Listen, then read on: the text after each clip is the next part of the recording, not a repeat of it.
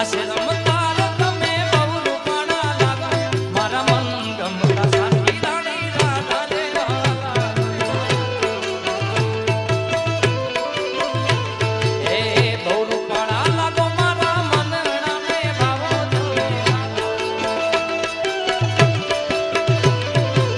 નામ છે ડૉક્ટર પંકજ થોરિયા, જય મલ્ટી સ્પેશિયાલિટી હોસ્પિટલ અને પૂજા સર્જિકલ હોસ્પિટલ રાજકોટ.